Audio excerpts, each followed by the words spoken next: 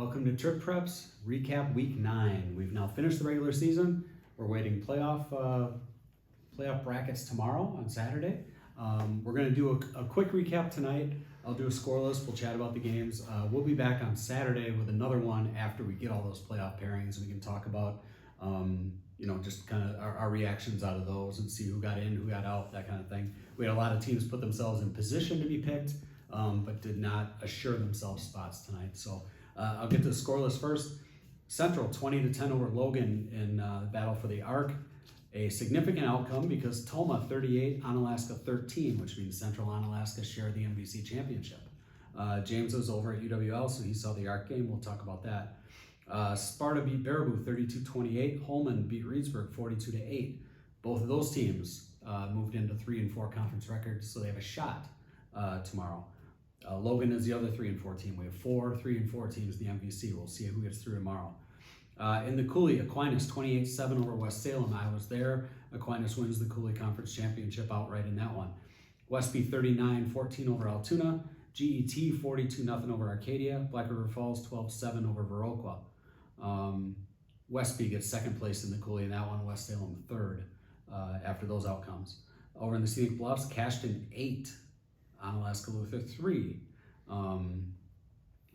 The Eagles win the outright championship there in a game that maybe we didn't quite expect. Bangor 19-16 over New Lisbon, another close game there. Dairyland, Blair Taylor 40-0 over Indy Gilmanton. Melman 26-6 over Augusta. Ridge and Valley DeSoto, big win, 16-14 over Belmont. That gives them a chance to get picked for the 8-man playoffs to keep their amazing playoff streak alive. Belmont's a team that beat DeSoto twice last year. So, and then Three Rivers, Caledonia 48-0 over PEM. La Crescent gets a win 28-21 over Triton. Those two teams play each other in La Crescent on Wednesday.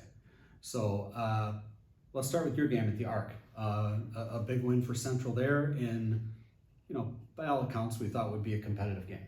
Right, and it was basically until late in the fourth quarter. It was a really competitive game where Logan kept themselves in it just by, converting on third downs and fourth downs and keeping Central's offense off the field, essentially. And when Central's offense got on the field, they struggled with the deep pass because of the weather, the rain and the wind throughout the night. So they kind of had to figure some things out. It took them a little bit of time to get into a rhythm.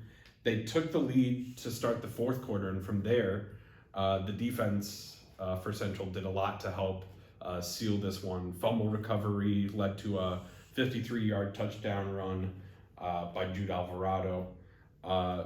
They get a stop on fourth down, prevent a touchdown from Logan on their next drive, get an interception to end the game and finish it off. It's sort of the same story we've heard a lot this year of Central winning it with defense. That defense has been so good. Talk about a nice thing to have consistently going into the postseason. Yeah. And they really didn't have any slip-ups this year.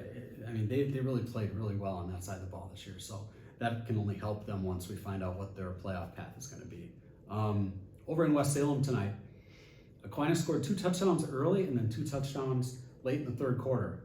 Got them in bunches there. Logan Becker returned the opening kickoff for a touchdown, and then Aquinas got the ball back, had a nice long drive for another touchdown.